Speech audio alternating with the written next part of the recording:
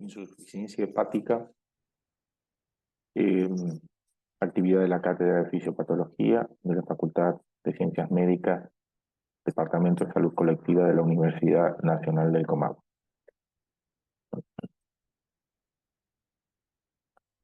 Siempre que vamos a hablar de insuficiencia de un órgano o sistema, tenemos que tener en mente que va a ser la pérdida o deterioro de la función del mismo. Y es importante, por ende, conocer previamente cómo funciona este órgano.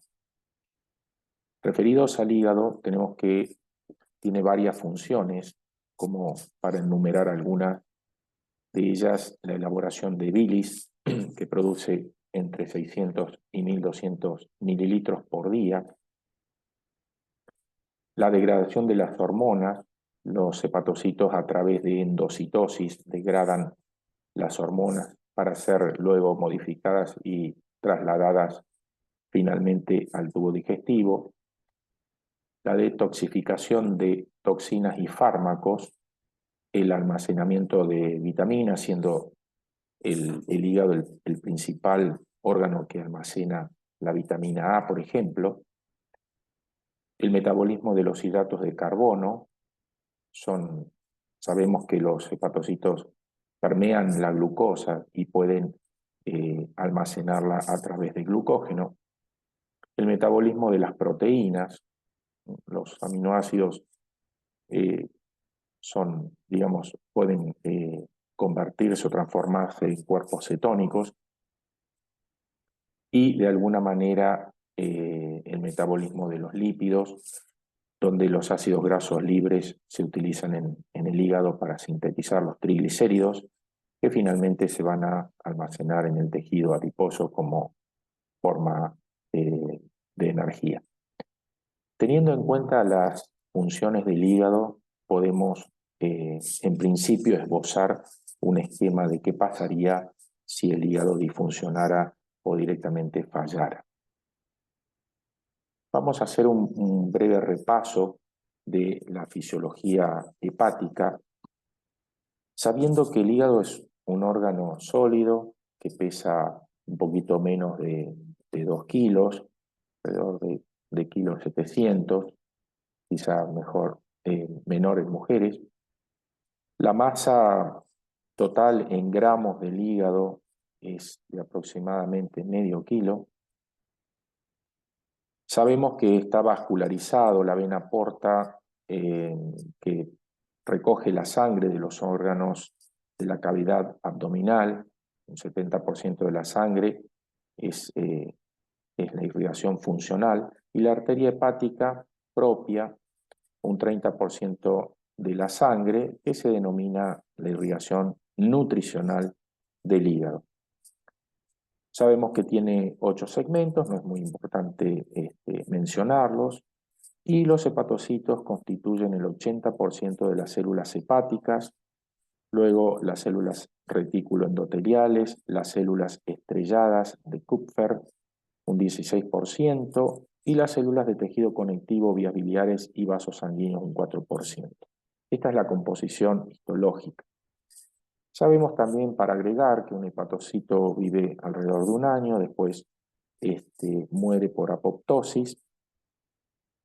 En el citoplasma y las mitocondrias de los hepatocitos se encuentran enzimas que, en caso de lesión por lisis, se van a liberar el torrente sanguíneo, aumentando sus concentraciones.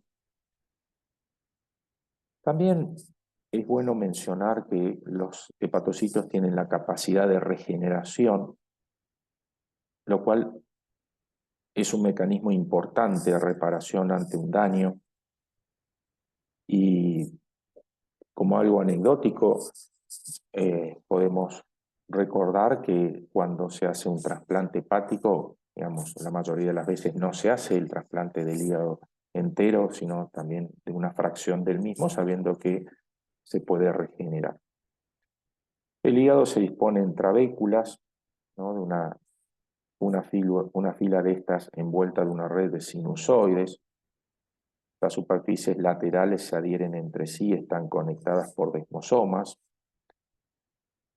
un borde, o sea, un polo vascular, está conectado directo con los sinusoides.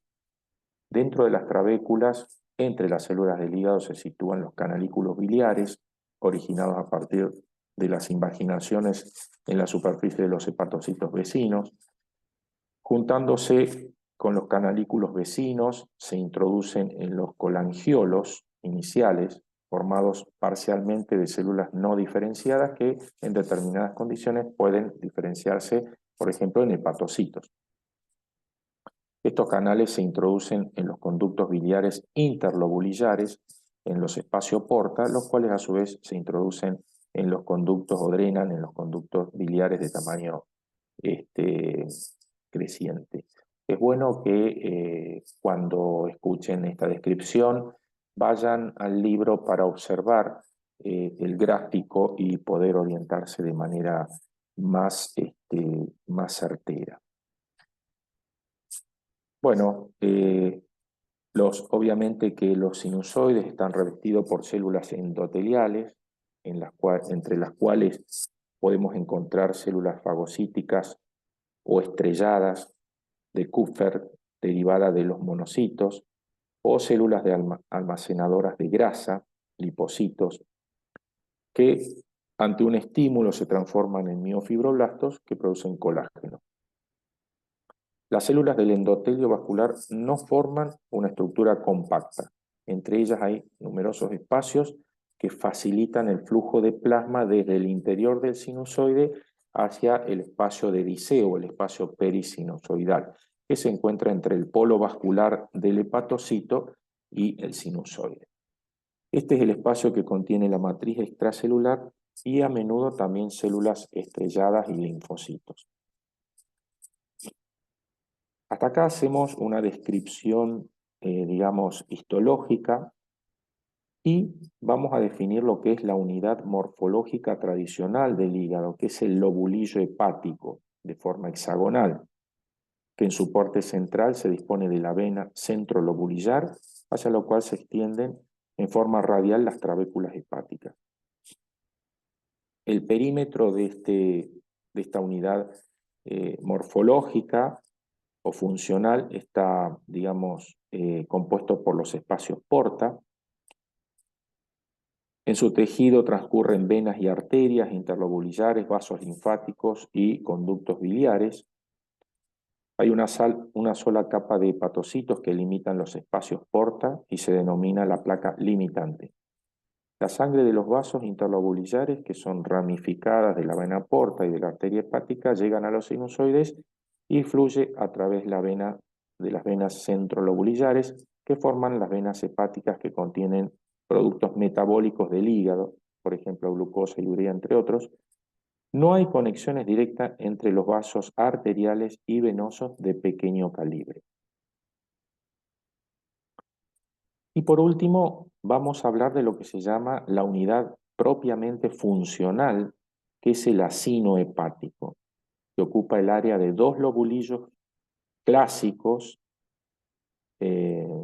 contiguos que comparten vascularización. Por un lado está limitado por la porción distal de la arteria hepática y por el otro por la vena centrolobulillar. Esto constituye la base para distinguir tres zonas diferentes en cuanto a la función. La zona 1 incluye la parte del parénquima que se adhiere a los espacios de Kiernan alrededor de las ramas terminales de la arteria hepática y la vena porta y recibe la sangre de alta presión que contiene un alto contenido de oxígeno.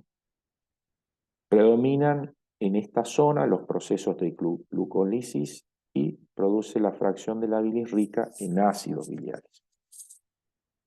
Por otro lado, la zona 3 se encuentra directamente alrededor de las venas centrolobulillares, se caracteriza por una menor presión parcial de oxígeno, es la zona que tiene mayor sensibilidad al daño y también mayor provisión de enzimas asociadas al metabolismo de fármacos, como por ejemplo el citocromo P450, que lo van a sentir nombrar muchas veces.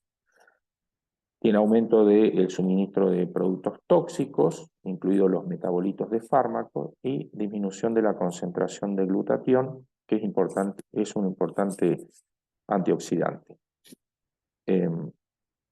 Es el área donde se realiza la gluconeogénesis y la producción de la fracción de bilis, que es independiente de ácidos biliares. Y por último, la zona 2, que tiene un carácter intermedio entre la zona 1 y la zona 3. Con respecto a las funciones que habíamos mencionado, dijimos que se produce el metabolismo de hidratos de carbono, que el hígado es el lugar de almacenamiento activo a través de la glucogénesis, la producción, gluconeogénesis y liberación, la glucogenólisis de los depósitos de glucosa en función del requerimiento del organismo. También utiliza los procesos de metabolismo de glucosa para producir numerosos compuestos. El hígado también desempeña un papel que es relevante en el metabolismo de los lípidos. Es allí donde se produce la transformación de los hidratos de carbono y proteínas en grasas. Los lípidos forman complejos con proteínas creando las lipoproteínas. El metabolismo es la fuente de numerosos metabolitos de gran importancia, tanto energética como en la creación de la cadena de transformación de distintos químicos. El hígado posee también propiedades únicas en el metabolismo de las proteínas, y esto es importante tener en cuenta, ya que el 85% de las proteínas plasmáticas, tanto la albúmina, la protrombina, el fibrinógeno y los factores de la coagulación 7, 9 y 10, también se producen aminoácidos y sus derivados como la glutamina, la taurina, y también se realiza la modificación de aminoácidos que les permite ingresar en el ciclo de Krebs.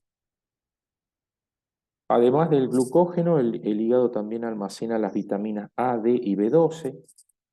Recordemos que es el principal almacenamiento de la vitamina A. También almacena hierro en forma de ferritina. Y el hígado también produce muy importantes reacciones de detoxificación. Es así la síntesis y degradación de numerosos compuestos endógenos, de hormonas, esteroides, por ejemplo, y la síntesis de ácidos como el glucurónico, ácido sulfúrico, etc. En relación al metabolismo del hemo y de bilirrubina, sabemos que la bilirrubina es el producto final del metabolismo del hemo. La principal fuente de bilirrubina es el hemo de la hemoglobina en aproximadamente 80%, y el 20% restante proviene de la degradación de las hemoproteínas. El catabolismo de la hemoglobina se produce en los macrófagos del vaso, del hígado y de la médula ósea. El metabolismo del hemo a bilirrubina tiene, como sabemos, dos etapas. La bilirrubina se une en sangre a la albúmina y es transportada al hígado, donde pasa la membrana de los hepatocitos. Este proceso es inhibido de manera competitiva por algunos compuestos orgánicos, como por ejemplo la bromosulfaleína, lo que se ha demostrado, o más bien utilizado, en algunos diagnósticos de enfermedades congénitas. Luego de esto, la bilirrubina es transportada al retículo endoplásmico de los hepatocitos, donde es conjugada y se secretan a la bilis en el polo biliar de los hepatocitos, con la participación de una bomba específica que también transporta otros compuestos orgánicos. En el ilion y el intestino grueso, la bilirrubina es separada del radical ácido por acción de la glucuronidasa bacteriana, se desconjuga y es transformada a urobilinógenos. El 20% de esto se absorbe a la sangre y se excreta con la bilis, y en pequeñas cantidades también en la orina. En caso de que haya daño hepático y hemólisis, el hígado no es capaz de captar y procesar los urobilinógenos, por lo que aumenta la excreción urinaria. Por lo tanto, ¿de qué depende la concentración total de bilirrubina? Depende de la cantidad y ritmo de descomposición de la hemoglobina, la capacidad del hígado para captarla, la unión de la bilirrubina al ácido glucurónico, la capacidad de excreción de la bilirrubina conjugada a la bilis y la permeabilidad de las vías biliares. Por otro lado, la otra función del hígado es la producción y secreción de la bilis, como vimos, que se producen alrededor de un litro diariamente en promedio, puede ser un poco menos, dependiendo de algunos factores. Sabemos que la bilis está compuesta de fosfolípidos, colesterol, grasa y ácidos grasos, ácidos biliares. Los hepatocitos tienen tres mecanismos de transporte independientes: aniónico, catiónico y el neutro, y la bilis, que pasa a porciones más distales de las vías biliares, se somete a las modificaciones. Tras llegar a la vesícula biliar, allí es donde se concentra hasta 20 veces. Bien, y por último vamos a mencionar las funciones inmunológicas del hígado como función importante. El hígado tiene una capacidad de fagocitosis, degradación y presentación de antígenos, como por el hecho de que en inflamaciones ocurren diversos procesos asociados a la inmunidad específica y no específica a antígenos. Este órgano es un depósito muy importante de fagocitos activados, las células de Kupffer, se conocen como células de Kupffer, que absorben moléculas de distintos tamaños a través del proceso de endocitosis. Esto incluye residuos de las células corporales, también las células neoplásicas, proteínas desnaturalizadas, inmunocomplejos, lipoproteínas, incluso moléculas orgánicas como virus, bacterias, parásitos. Estas células, al activarse debido a traumatismos graves o una infección, son útiles para generar factores proinflamatorios como el TNF-alfa e interleuquinas, y de factores potencialmente dañinos para el entorno. De alguna manera, esta mención es una introducción a lo que vamos a ver en pocos minutos. Por otro lado, las células endoteliales sinusoidales son otras células con capacidad de aclaramiento en el hígado. Mediante endocitosis absorben macromoléculas y partículas más pequeñas, incluido el colágeno desnaturalizado, y son barredoras de enzimas y microorganismos potencialmente tóxicos. Luego de su transformación en células tipo miofibroblásticas, su importancia en procesos patológicos consiste en la producción de colágeno tipo 1, 3 y 4. También son importantes en la regulación de la composición de la matriz extracelular.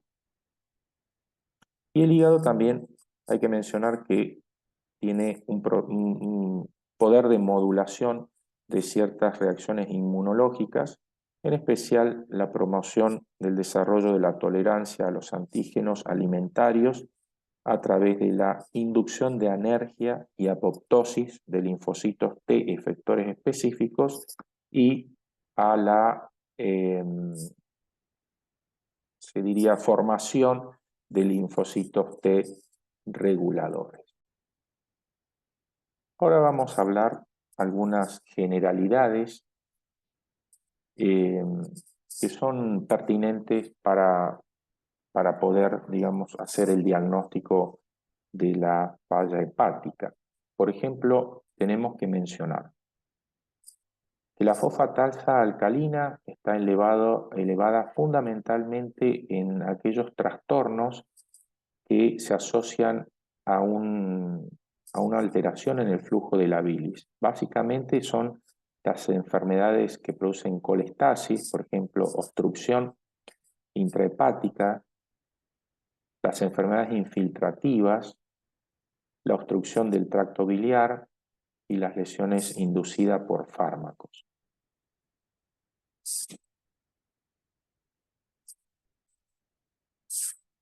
La otra enzima, que es la gamma-glutamil transpeptidasa y la 5'-nucleotidasa, son pruebas que pueden confirmar si una elevación de la fosfatasa alcalina se origina en el sistema hepatobiliar o en otra fuente.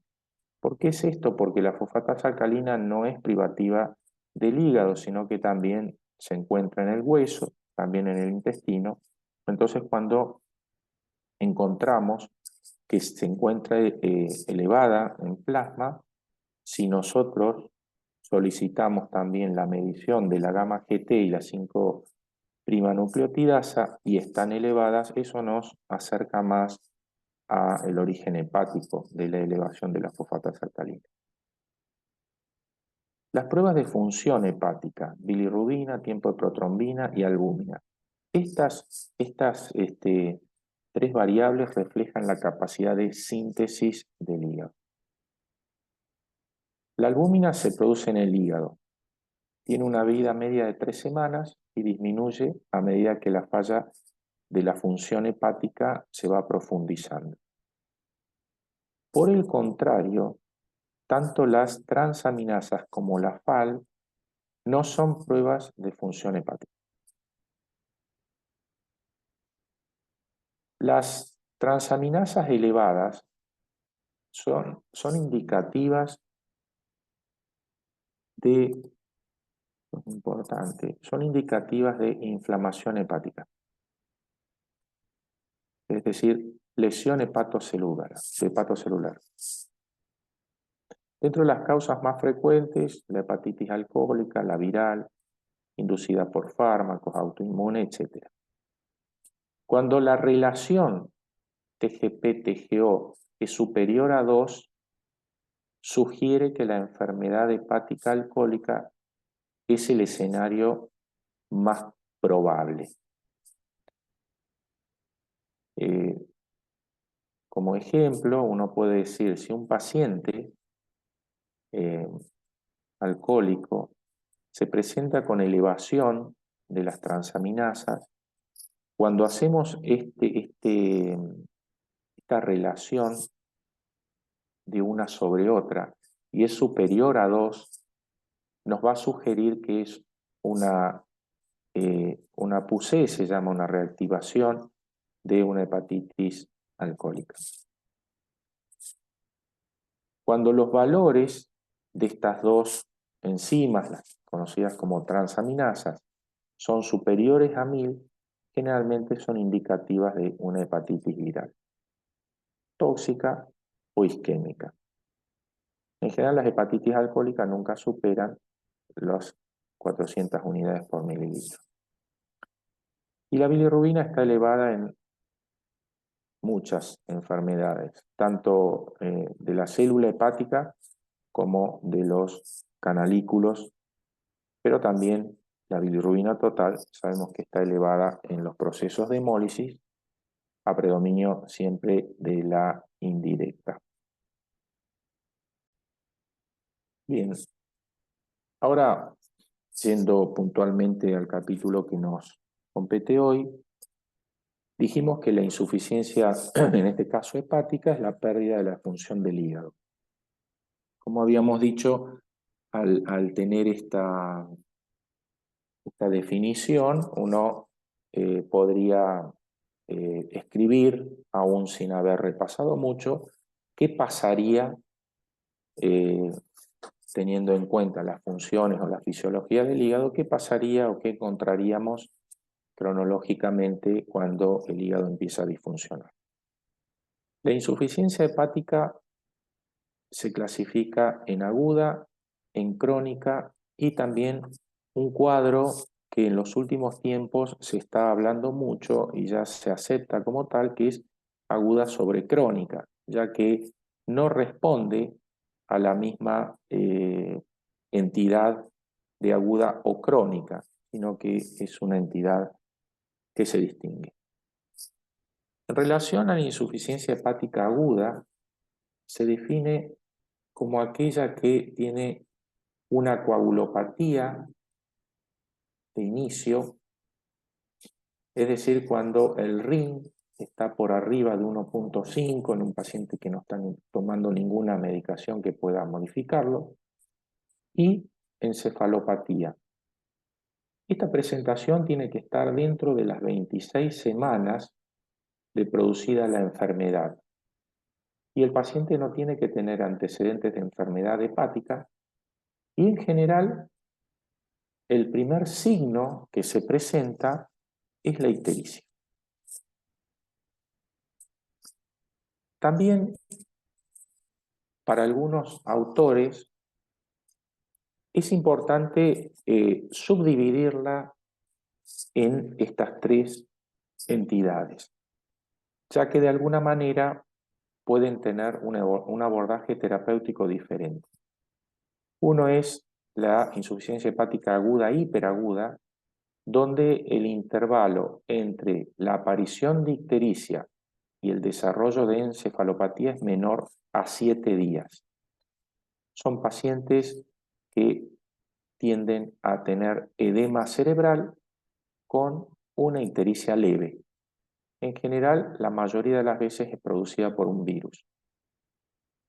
La otra es la insuficiencia hepática aguda, donde el intervalo entre la ictericia y el desarrollo de encefalopatía es entre 8 y 28 días, tiende a tener menor edema cerebral, pero tiende a tener peor pronóstico. La etiología más frecuente en este caso es la tóxica, una hepatopatía tóxica. Y luego entra la insuficiencia hepática aguda subaguda, donde el intervalo entre la aparición de ictericia y el desarrollo de encefalopatía es entre 29 días y 26 semanas. Esta entidad subaguda tiene poca tendencia a desarrollar edema cerebral, pero tiene peor pronóstico. En general, se debe a una colestasis intensa. En este caso de la subaguda podemos encontrar una intensa colestasis, ascitis y ya atrofia hepática. La etiología es indeterminada. A veces uno encuentra la causa y otras veces no es clara la etiología. ¿Cuáles son las causas de insuficiencia hepática? Este es un trabajo presentado que no es en este país, es en Estados Unidos, se publicó en el 2016 y es una corte seguida en el tiempo. Y fíjense, la principal causa es el consumo de paracetamol. Hablamos de la insuficiencia hepática aguda, ¿eh? Paracetamol, le sigue la causa indeterminada, es decir, cuando no podemos llegar a hacer el diagnóstico etiológico, y después tenemos la inducida por otras drogas, la hepatitis viral, en cuarto lugar, la hepatitis aguda isquémica, de causa isquémica, y la hepatitis autoinmune. Estas son las causas principales de insuficiencia hepática aguda. Habíamos dicho que, yendo para atrás, que uno de los componentes para definir insuficiencia hepática, recordemos que no estamos hablando de hepatitis aguda, ¿no? Estamos hablando de insuficiencia hepática. Por lo tanto, La insuficiencia es la pérdida de función y dijimos que el hígado tenía como función la síntesis de factores de la coagulación. Por lo tanto, es esperable encontrar la coagulopatía. ¿Mm? Entonces, yendo nuevamente a las alteraciones de la coagulación, es la que se altera más precozmente y puntualmente el tiempo de protrombina. ¿Mm? Hay que tener en cuenta que los factores de coagulación 2, 7, 9 y 10 se sintetizan en el hígado a través de una vía que depende de la vitamina K. Y el factor 5 se sintetiza en el hígado, no depende de la concentración de vitamina K y circula de forma inactiva. Es el de mayor valor pronóstico, el factor 5, y es el primero que se recupera cuando existe una mejoría del cuadro. ¿Mm? También es un criterio diagnóstico. Y otra de los hallazgos que vamos a encontrar y que de alguna manera contribuye a la coagulopatía es la trombocitopenia o la trombopatía. Bien, como habíamos dicho, también otro de los factores requisitos para la definición de insuficiencia hepática aguda era la presencia de encefalopatía. Acá nos vamos a detener un poquito, ya que la encefalopatía es un cuadro importante que suele marcar también el pronóstico y han habido varios cambios en el conocimiento de la fisiopatogenia de esta presentación.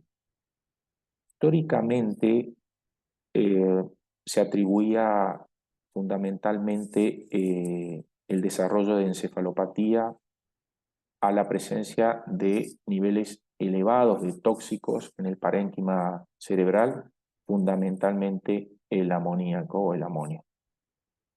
Actualmente ya tenemos que dejar de repetir esto e ir incluyendo, digamos, otros factores donde, donde se produce la destoxificación en condiciones normales, no solo en el hígado, también en el intestino, músculo, riñón y el astrocito, ¿no?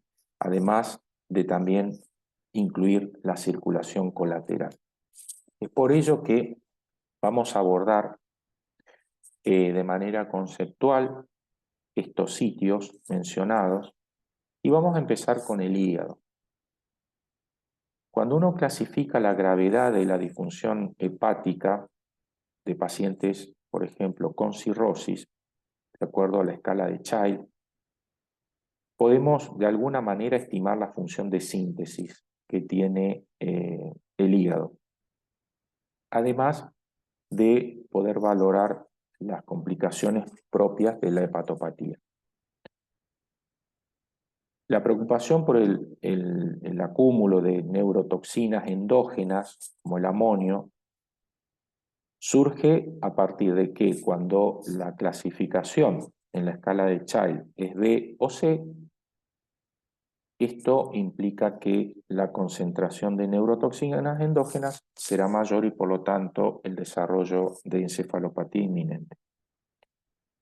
El amonio en el hígado se elimina principalmente mediante el ciclo de la urea y la urea es el principal productor de la degradación proteica producida por el hígado mediante esta vía metabólica.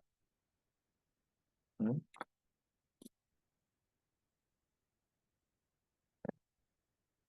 ¿De acuerdo? Es el principal, digamos, la principal vía, que va a estar interrumpida porque esto está disfuncionando. La L-ornitina L-aspartato funciona en este sitio como el sustrato del ciclo de la urea e interviene en la disminución de los niveles de amonio, incrementando el flujo de la glutamina sintetasa y del sistema enzimático del ciclo de la urea. Además, hay que mencionar el zinc. El zinc es un cofactor muy importante en reacciones enzimáticas, no solo en el hígado, sino también a nivel muscular. A nivel molecular, se considera que el zinc es tan importante que ante la deficiencia de este mineral o micronutriente, disminuye la acción de la ornitina transcarbamilasa, que es una enzima del ciclo de la urea, y la glutamina sintetasa, una enzima esencial en el metabolismo del nitrógeno, encargada de la eliminación del amonio en el hígado y en el músculo respectivamente.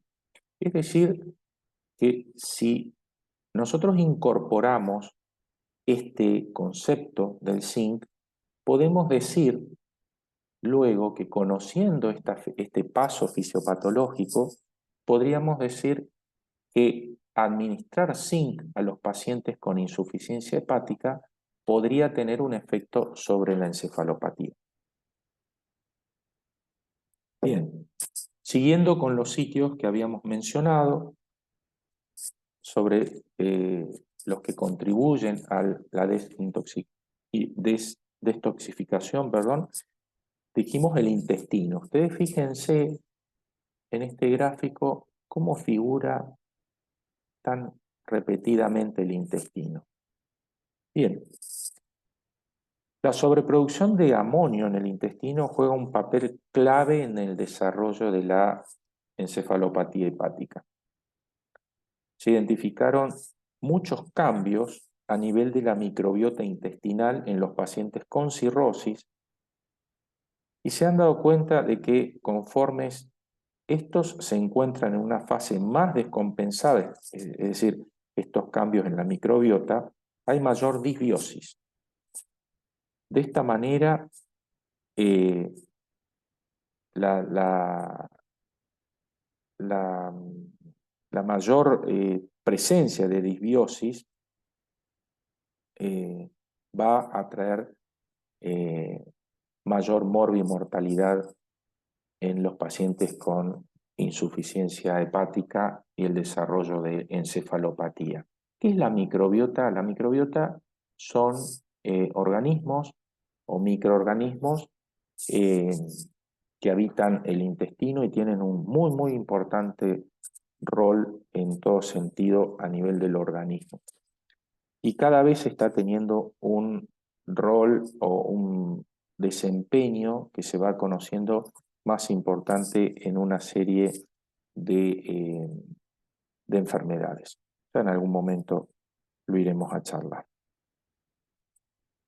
Históricamente se utilizó el abordaje basado en antibióticos para disminuir, digamos, la producción de amonio a nivel intestinal de las bacterias que producen la ureasa.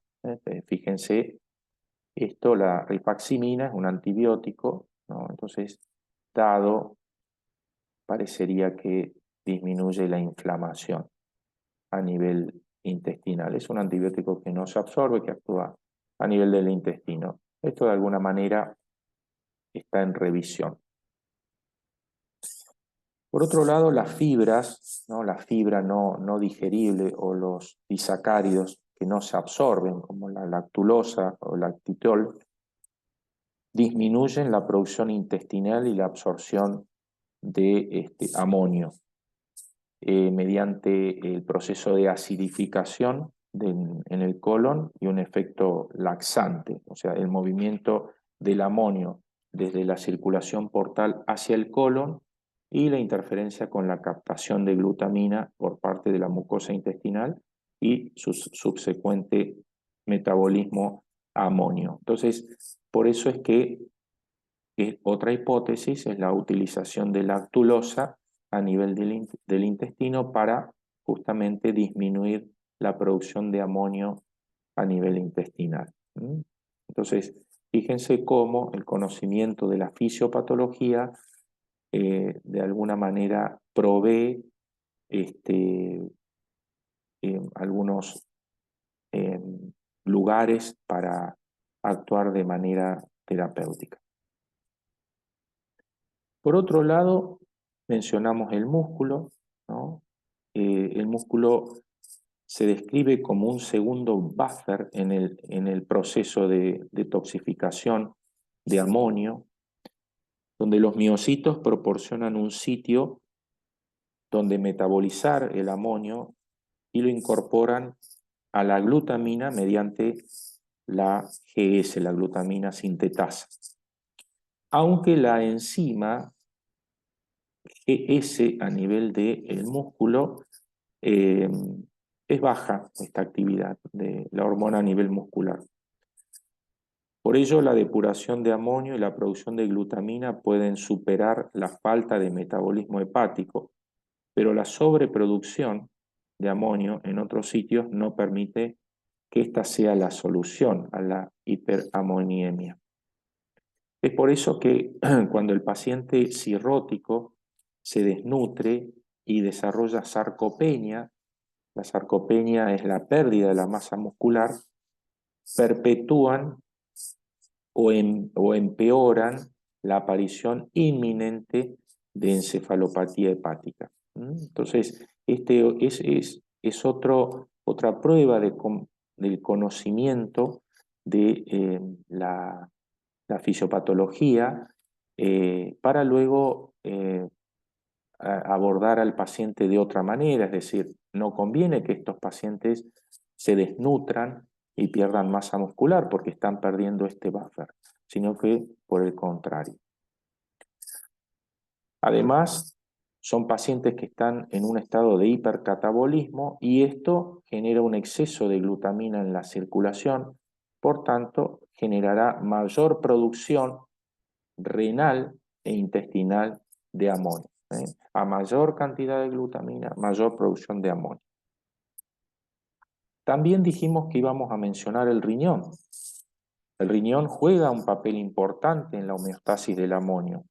Dado en condiciones normales, ustedes saben que las células renales producen iones de amonio que pueden tomar dos caminos, o ser excretados por la orina, la excreción, o alcanzar la circulación mediante la vena porta.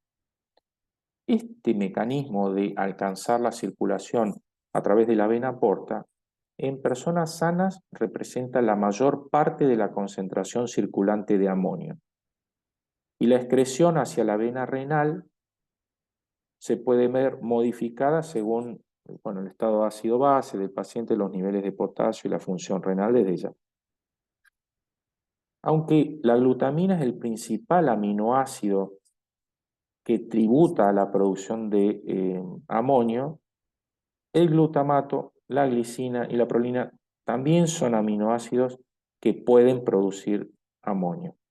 En los pacientes con cirrosis que desarrollan insuficiencia hepática, se muestra que esta vía alterna de mayor acción para poder detoxificar esta sustancia y bajo condiciones de estrés orgánico puede depurar hasta el 80% del amonio. Por lo tanto, de alguna manera, el riñón está jugando un rol clave también en el desarrollo o perpetuar la encefalopatía hepática. Y vamos a agregar el cerebro, ¿no?, como sitio. Hay evidencia que lo que se llama la neuroagresión, que incluye básicamente la activación de la glía. Esto tienen que incorporarlo fuertemente, ¿no? La activación de la glía o la neuroglía, al igual que la síntesis in situ de citoquinas proinflamatorias, como es el factor de necrosis tumoral, la interleuquina 1 beta y la interleuquina 6, que está en todos los procesos que van a leer, que tienen que ver con procesos inflamatorios. Los mecanismos de señalización de la falla hepática, que incluyen los efectos directos de las moléculas proinflamatorias sistémicas, el reclutamiento de monocitos, luego de que se produce la activación de la microglía, el acúmulo de amonio a nivel cerebral, el lactato, ácidos grasos, derivados del triptofano. Son todas sustancias neurotóxicas, al igual que la alteración en la permeabilidad de la barrera hematoencefálica. Las moléculas proinflamatorias, como el amonio, trabajan de manera conjunta, dando como resultado el edema cerebral. Las células de la microglía son las células de defensa del sistema nervioso central y tienen una gran habilidad para reconocer una muy grande gama de cambios en la homeostasis, desde el daño endotelial o tisular hasta cambios en la capacidad energética de la célula. Una vez que estas células de la microglía se activan, son productoras de una gran cascada de citoquinas y quimiosinas con propiedades proinflamatorias e inflamatorias. Esto lo voy a volver a repetir porque es una de las claves. Cuando se activan las células de la microglía, producen una cascada de citoquinas y quimiosinas con propiedades proinflamatorias e inflamatorias. La activación, o sea, la extensión de la activación, por lo tanto, de esta microglía y la presencia de elevación de los niveles de RNA procitoquínicos son predictores de la encefalopatía hepática, pero también son predictores del edema cerebral. La GS cerebral es generada principalmente por células de la microglía, básicamente de la microglía, y constituye uno de los primeros mecanismos de detoxificación cerebral. El lactato, como dijimos, juega un importante papel en la neuroinflamación, es uno de los compuestos proinflamatorios. Hay evidencias que los niveles de este se correlacionan con las concentraciones elevadas de amonio en el cerebro en pacientes con enfermedad hepática terminal. Es decir, que cuando un paciente con insuficiencia hepática terminal, el lactato está elevado en sangre, tiene una buena correlación con la presencia del amonio a nivel cerebral.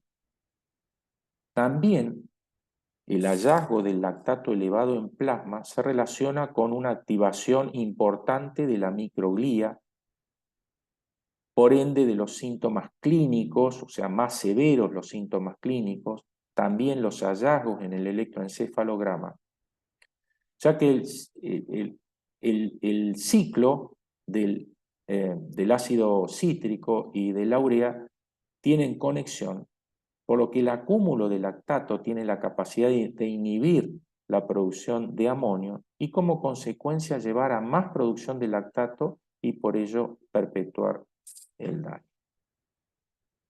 La última barrera de neuroprotección en el contexto de un paciente con cirrosis e insuficiencia hepática es lo que habíamos mencionado, es decir, la barrera hematoencefálica. Muchos estudios han confirmado que ante la exposición de un ambiente proinflamatorio, la barrera hematoencefálica tiende a perder la capacidad de contención, se vuelve permeable, por lo tanto muchas toxinas que provienen del resto del organismo atraviesan esta barrera y se convierten en otra vía deleteria entre el hígado y el cerebro. Y después, por último, vamos a mencionar dos puntos fisiopatológicos que no tienen relación con el amonio, que son, por un lado, la vasorreactividad cerebral.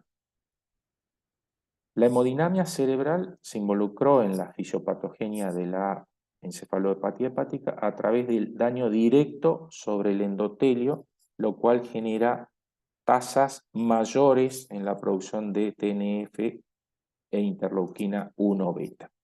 Y el otro es la presencia de hiponatremia. Ustedes saben que En los pacientes con cirrosis, en general, hay niveles bajos de sodio en sangre gracias a la activación de la hormona antidiurética, y esto genera una disminución en el volumen arterial efectivo relacionado con la vasodilatación esplácnica.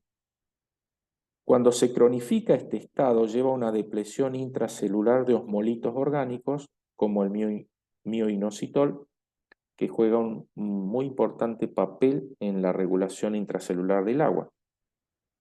Los osmolitos presentes en los astrocitos proporcionan la defensa celular contra el edema y pueden ser rápidamente acumulados o deplecionados según los sensores osmóticos. Una de las teorías del edema de los astrocitos es la presencia de hiponatremia crónica como depletor de estos osmolitos. Así, siguiendo este razonamiento, con la permeabilidad presente en la barrera hematoencefálica y la vulnerabilidad al ambiente hiperamoniémico e inflamatorio, se produce por ende edema cerebral a bajo grado. Bien, ahora vamos a mencionar el otro cuadro que encontramos en la insuficiencia hepática, que dijimos es la fase crónica.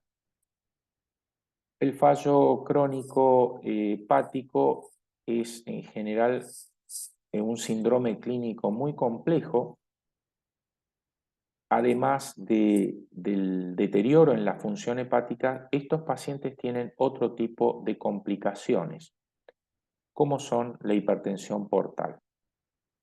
También van a tener encefalopatía como consecuencia del deterioro en el metabolismo hepático del amonio y, como ya lo mencionamos, la coagulopatía secundaria a la disminución de la síntesis hepática de los factores procoagulantes, es otro de los datos característicos. La hipoalbuminemia, consecuencia del déficit de la síntesis hepática. Aunque la complicación más característica de la hipertensión portal es la hemorragia digestiva, el evento clínico más relevante es la disfunción cardiocirculatoria secundaria a la disminución de resistencias vasculares sistémicas, el deterioro del inotropismo crono y del gasto cardíaco.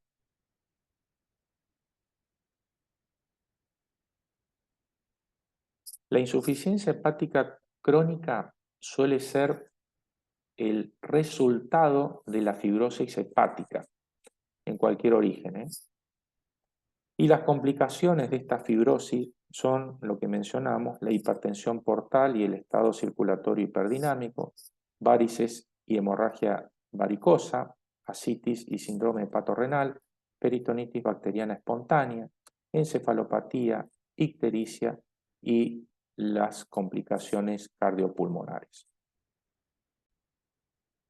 Habiendo mencionado esto, vamos a describir brevemente la fisiopatogenia de la fibrosis hepática. Las características de la fibrosis y la cirrosis hepática es una activación de las células estrelladas del hígado. Estas células se conocen también como células hito o perisinusoidales. Perdón por... Y se localizan en el espacio de Dice, entre los hepatocitos y las vénulas endoteliales sinusoidales. Estas células en general son células quiescentes y actúan como el principal reservorio de vitamina A. Recuerdan que el hígado es el principal reservorio. Bueno, las células estrelladas son las que reciben este depósito. Ahora, como respuesta a una lesión, las células estrelladas pierden sus depósitos de vitamina A, proliferan ellas, desarrollan un retículo endoplásmico rugoso prominente y secretan matriz extracelular en forma de colágeno 1, colágeno 3, algunos proteoglucanos y glucoproteínas. Además, estas células tienen la capacidad de convertirse en miofibroblastos, que son contráctiles. A diferencia de otros capilares, los sinusoides hepáticos carecen de membrana basal y las células de los sinusoides hepáticos presentan grandes fenestraciones que permiten el paso de moléculas de gran calibre, con pesos moleculares de hasta 250.000 Dalton. Como ocurre en la fibrosis, el depósito de colágeno en el espacio de DC da lugar a la defenestración de las células endoteliales sinusoidales, es decir, hay una capilarización de los sinusoides, alterando el intercambio entre el plasma y los hepatocitos y dando lugar a una disminución del diámetro sinusoidal y posteriormente exacerba la contracción de las células hepáticas. Este es el principal mecanismo por el cual se desarrolla la fibrosis en el hígado a modo conceptual. Bien, habiendo mencionado brevemente la patogénesis de la fibrosis hepática, vamos a adentrarnos en una de las complicaciones por ahí más relevantes, que es la hipertensión portal. En principio sabemos que la interacción entre el flujo sanguíneo y la resistencia determina el gradiente de presión en el sistema venoso portal, de acuerdo a la ley de Ohm. ¿Esto qué quiere decir? ¿Cómo se relacionan? Son directamente proporcionales, es decir, el delta presión es igual al flujo por la resistencia. Por ende, en la hipertensión portal podemos encontrar aumento del flujo, aumento de la resistencia o ambos a la vez. Dado que son directamente proporcionales, cualquier elevación de uno u otro o combinados va a dar aumento en la presión del circuito porta. Es decir, en condiciones fisiológicas el volumen total de sangre porta pasa a través del hígado. El aumento de la resistencia en el hígado enfermo siempre inicia la hipertensión portal relacionada con la cirrosis, que conduce a lo que se llama una congestión prehepática. Es decir, como el hígado se convierte en un órgano de resistencia, la congestión se va a desarrollar previa al paso a través del hígado. El aumento del flujo sanguíneo a través del sistema porta solo puede contribuir significativamente a la hipertensión portal cuando la elevación del gradiente de presión venosa hepática se combina con la presencia de angiogénesis. Esta angiogénesis está favorecida por la presencia del factor de crecimiento endotelial vascular y va a desarrollar la conocida formación de colaterales portosistémicos, lo que va a iniciar un aumento en el flujo a través de la porta. Fíjense lo importante de este mecanismo, que en una cirrosis descompensada, la cantidad de sangre que se haya colateralizada puede exceder al 90% de la sangre venosa portal total. Bien, entonces, ¿cuáles son los factores que aumentan la resistencia vascular hepática? La resistencia sabemos que en un vaso es directamente proporcional a la longitud del vaso y a la viscosidad de la sangre. Es inversamente proporcional al diámetro del vaso. Que el diámetro del vaso sería el equivalente a la suma del área transversal de los sinusoides en el hígado. Esta área está muy reducida en la cirrosis debido a las alteraciones fisiopatológicas que se pueden dividir en dos componentes principales. El primero es un componente estructural que incluye el depósito de colágeno, la fibrosis, como lo mencionábamos, la formación de nódulos en la cirrosis, que distorsionan la anatomía del hígado y aumentan la rigidez. La capilarización de los sinusoides, por la modificación de las células estrelladas, y la oclusión vascular. La oclusión vascular puede verse agravada por la formación de microtrombos. Esta microtrombosis vascular contribuye más a la remodelación vascular al causar áreas de extinción y colapso del parénquima, lo que produce mayor lesión tisular, agrava la activación de las células estrelladas hepáticas y el depósito de la matriz extracelular y por lo tanto empieza a cerrar un círculo vicioso. Y el segundo de los componentes es un componente dinámico causado por los miofibroblastos y la contracción activa de las células estrelladas activadas alrededor de los sinusoides que conducen a un aumento en el tono vascular hepático. La activación, por lo tanto, la activación de las células estrelladas es central en la patogénesis de la hipertensión portal. No solo está involucrada en el componente dinámico, sino también en el componente estructural, ya que éstas producen matriz extracelular y colágeno, lo que conduce a la fibrosis. Además, como mencionamos, son contráctiles y representan las células efectoras que aumentan la resistencia en respuesta a la diferenciación de las células endoteliales sinusoidales, lo que va a desencadenar una disfunción endotelial, que es un proceso secundario de lesión hepática y en presencia de inflamación y estrés oxidativo.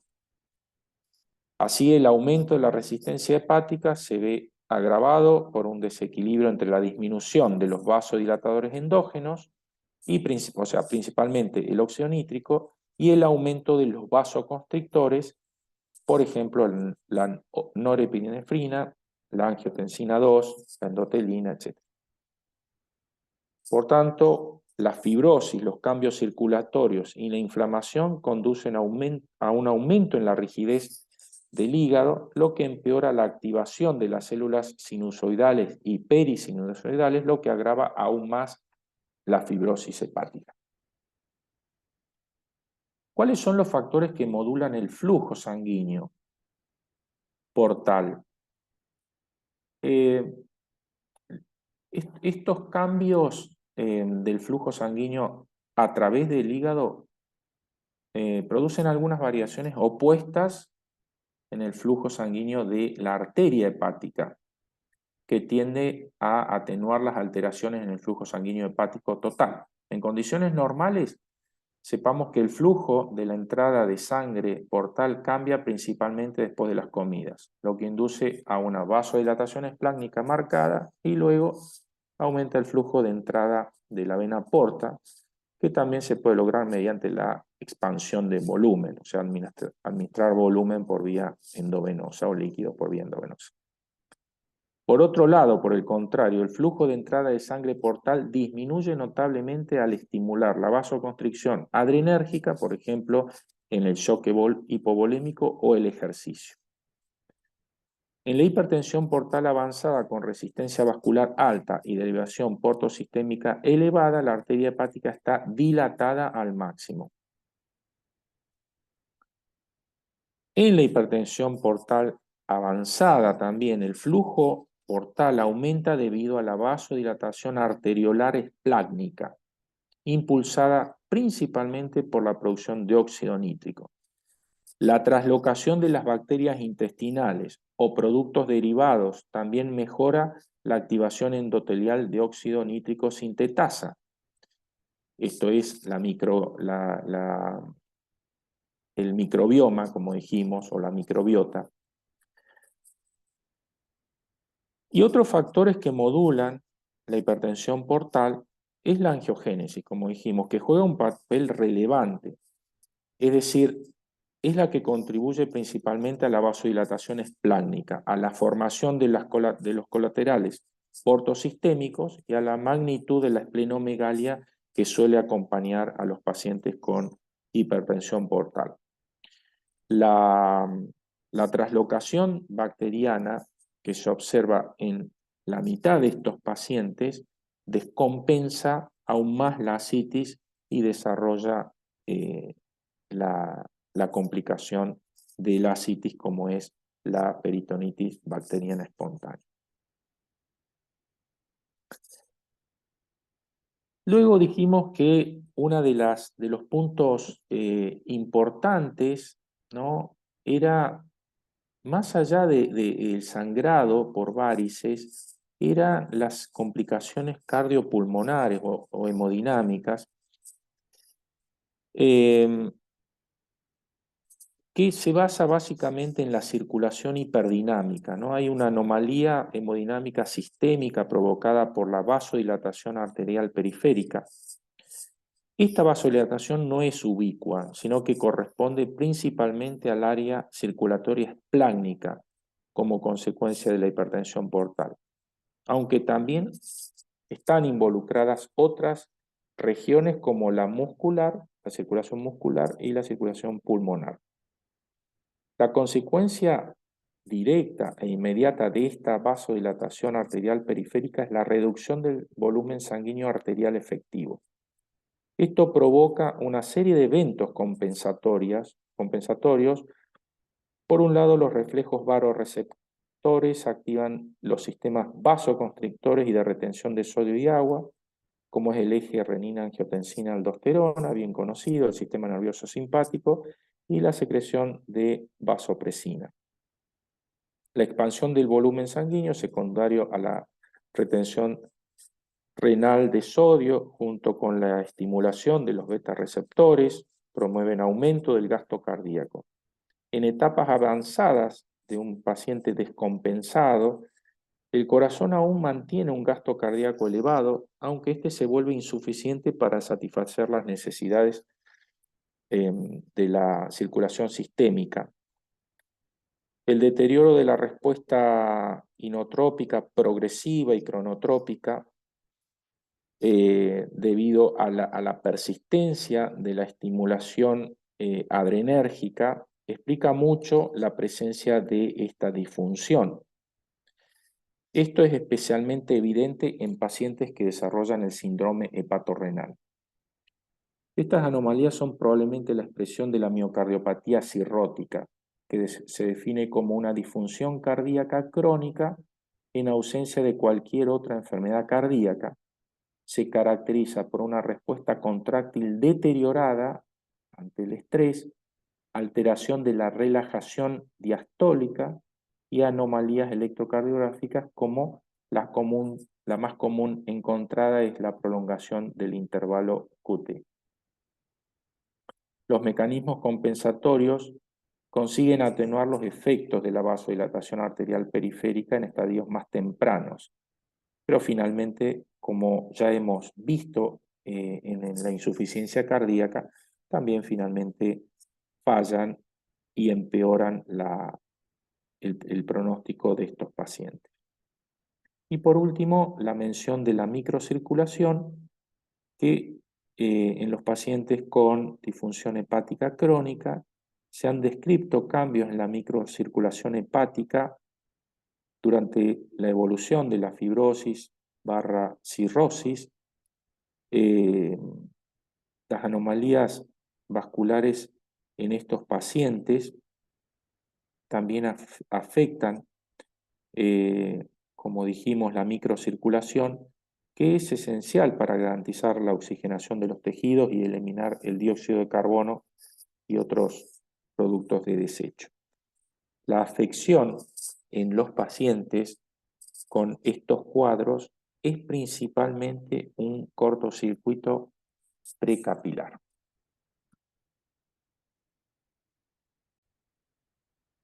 Mencionando ahora rápidamente otra de las complicaciones, como vimos, de la fibrosis hepática, las varices y hemorragia varicosa. Es una complicación de la cirrosis vinculada a la hipertensión portal, y es el desarrollo de las colaterales portosistémicas. Las más importantes son aquellas que se establecen por la dilatación de las venas coronarias y gástricas y se forman las varices gastroesofágicas. La formación de estas colaterales esofágicas depende de la presión portal umbral, que clínicamente se establece con un gradiente de presión venosa hepática entre 10 y 12 milímetros de mercurio, por debajo de lo cual no se producen las varices esofágicas.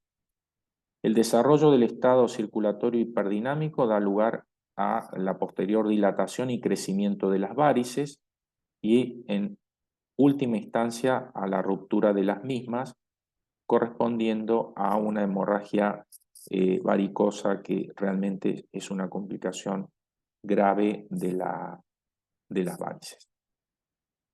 Acá podemos, digamos, unir lo que mencionamos, que como un estado hiperdinámico puede empeorar la evolución en un paciente que ya desarrolló colaterales portosistémicas, en especial estas entre las venas coronarias y gástricas, que son las varices esofágicas. Otra de las complicaciones es la ascitis. La ascitis es la acumulación de líquido intraperitoneal, es secundaria a la hipertensión sinusoidal y retención de sodio.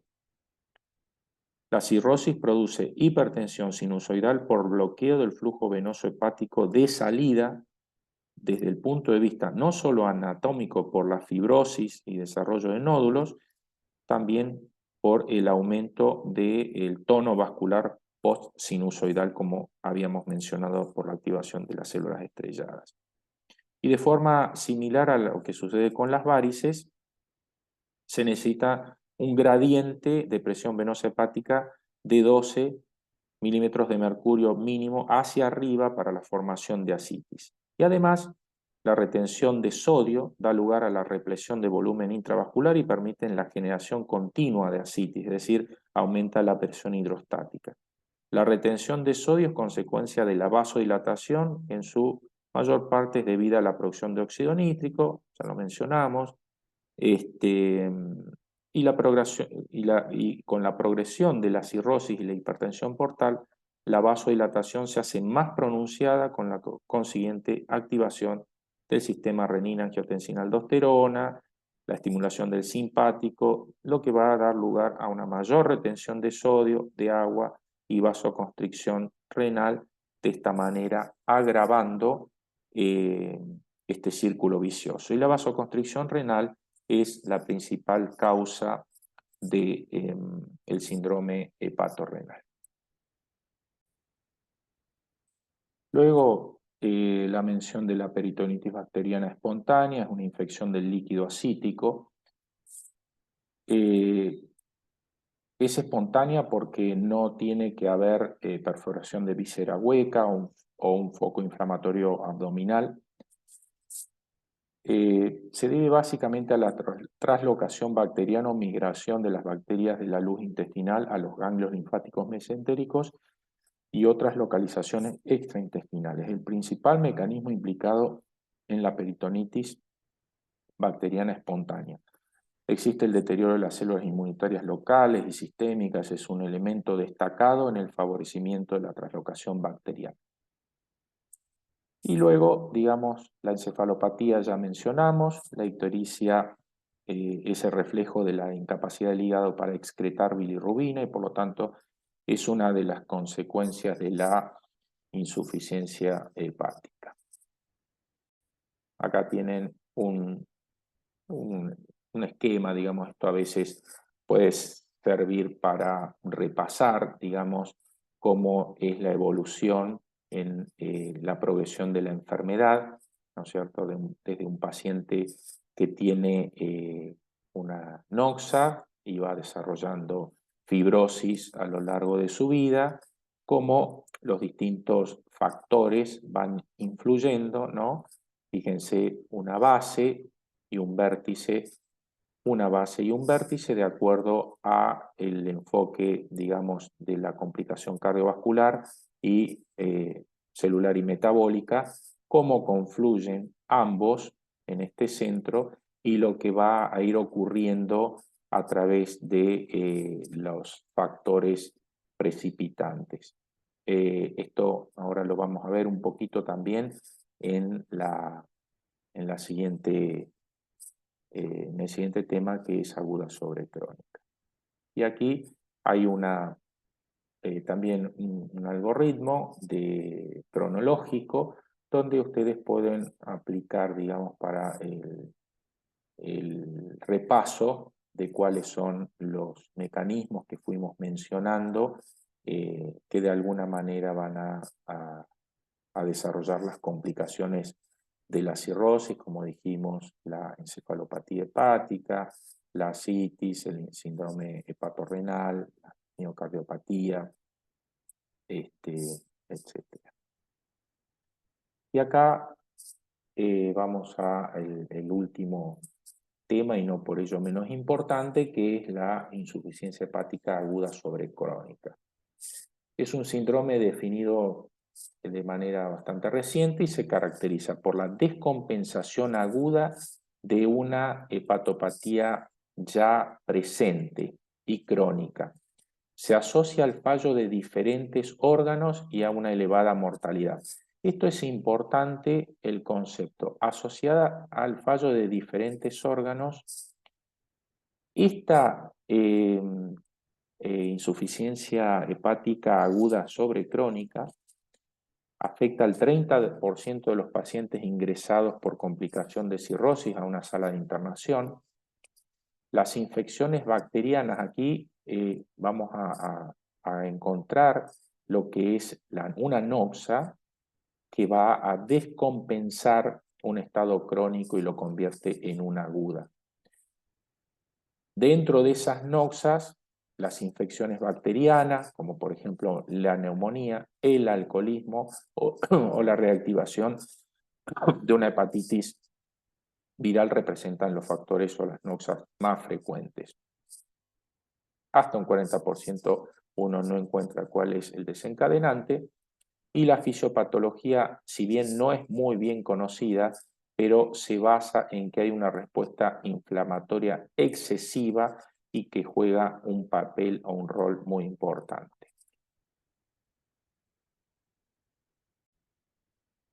Bueno, en relación al último gran capítulo de esta clasificación de la insuficiencia hepática aguda sobre crónica, es el punto de la respuesta inflamatoria, que parece ser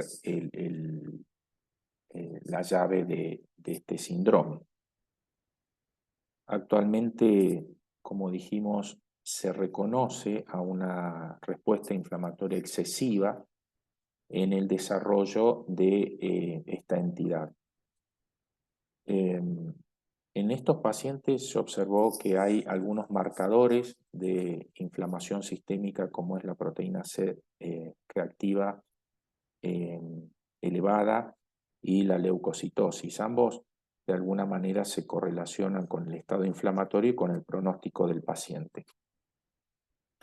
En estos pacientes existe un número elevado de marcadores citoquínicos y quimiosínicos proinflamatorios, como es la interleuquina 6, por ejemplo, el MSP1, el factor de necrosis tumoral alfa. Los niveles principalmente de la interleuquina 6 son los que se asocian a mejoría o empeoría, es decir, cuando la interleuquina 6 se encuentra muy baja en plasma, quiere decir que el paciente tiende a una mejoría. Ahora, por el contrario, cuando está muy elevado, esos pacientes suelen tener mayor morbimortalidad a corto plazo. En general, existen dos inductores: los inductores externos, que en general son inductores inflamatorios, como por ejemplo las infecciones bacterianas, y los inductores externos, ¿no? Los inductores externos son los PAM, ahora vamos a ver, y los inductores internos, los DAM. Los inductores externos son patógenos bacterianos que pueden inducir la inflamación a través de dos vías. Los PAM son, digamos, patrones moleculares de patógenos externos, por así decirlos. También pueden haber en esta vía los factores de virulencia, como la elevación de las lipoproteínas, los hongos. Los PAM lo que hacen son reconocidos por los receptores de reconocimiento de patrones. Esta unión estimula una cascada de señales intracelulares que activan los factores de transcripción y que inducen a los genes a codificar moléculas implicadas en la inflamación, como pueden ser las citoquinas proinflamatorias. Por otro lado, la virulencia propia de los gérmenes no están reconocidos por ningún factor específico, sino que se detectan a partir del reconocimiento de los efectos de la actividad del patógeno. Los PAM procedentes de las bacterias serían los causantes de esta respuesta, digamos, inflamatoria, es decir, esta consecuencia de la elevación de citoquinas proinflamatorias. Por otro lado, los DAM, dijimos, los inductores endógenos, son liberados por células necróticas. Hay daño tisular por los agentes causantes, es decir, lo que habíamos dicho que tiene que ver con el daño propiamente dicho del parénquima pulmonar, donde se produce una ruptura de la matriz extracelular y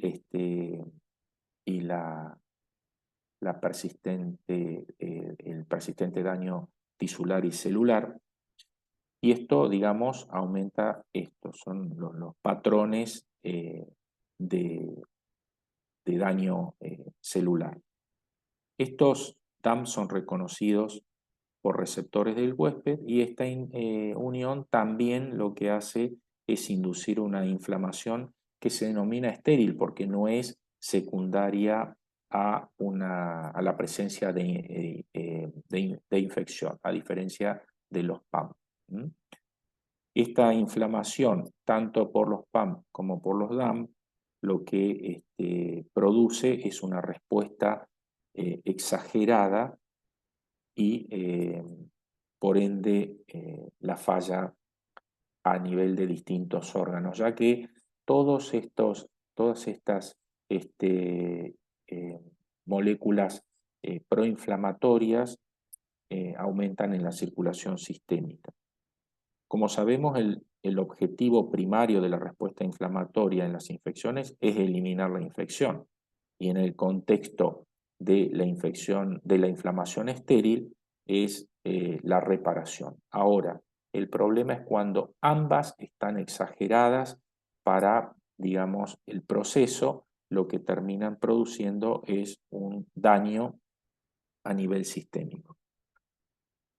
Además, el aumento de las citoquinas proinflamatorias en los pacientes con insuficiencia hepática aguda sobrecrónica muestran también un aumento en las citoquinas antiinflamatorias, como la interleuquina 10, por ejemplo, que en realidad haría ver que hay una intención del organismo en reparar esta situación, pero esta respuesta compensatoria no sería suficiente, por lo tanto el paciente termina en una disfunción orgánica, no solo hepática, sino que orgánica múltiple.